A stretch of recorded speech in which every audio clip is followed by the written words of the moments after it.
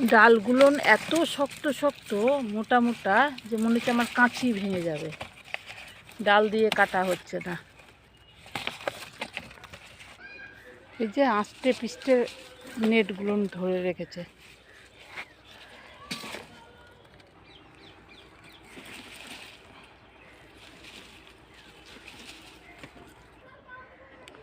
এই যে এতটি ডাল হলো, এত লম্বা ডাল।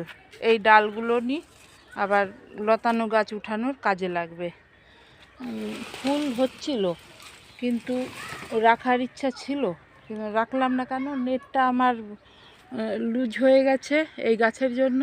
আর এই কিছুদিন পরেই আবার এগুলো উঠবে, বিনসের গাছগুলো, তখন জায়গা দিতে পারবো না, নেটটাকে টান করতে হবে। যার জন্য এই জন্যই গাছটাকে কেটে ফেললাম। বড় গাছ আমাকে গাল দিবে, গাছই গাল দিবে। ফুল ভর্তি গাছ, এত বড় গাছকে কেটে দিলাম, কিন্তু নিরুপায়, না কাটলে উপায় নাই। আর এই নেট নিচু হয়ে যাওয়ার জন্য আমি যখনই ঢুকি তখন আমার চুল আটকে যায়, এত নিচু হয়ে গেছে এই গাছটার জন্য। গাছটা কেটে ফেললাম, এবার নেটটাকে টান দিতে হবে, টান দিয়ে আটকে দেব। এই গাছটা বহুদিন আগে যখন আমি একজনের কাছে চেয়েছিলাম, তো বলেছিল বীজ হলে পরে তারপরে দিব।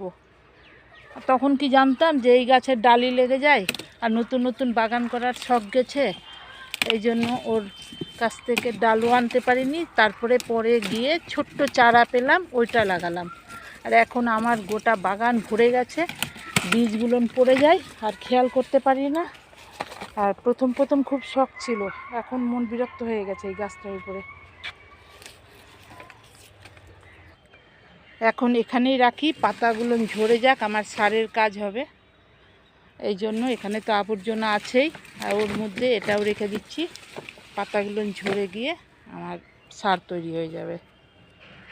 ফেলার তো কিছুই নাই ছাদ বাগানে। আর এই লাঠিগুলো না আমার লেগে যাবে বড় বড় গাছগুলো, লতানো গাছগুলোকে আটকানোর জন্য। এ খুব শক্ত হয় এবং মোটা হয়। গাছ কাটাও শেষ, কমপ্লিট হয়ে গেল। আর আমার ভিডিওটাও শেষ, এখানেই রাখছি। সবাইকে ভালোবাসা জানিয়ে ভিডিওটা শেষ করছি।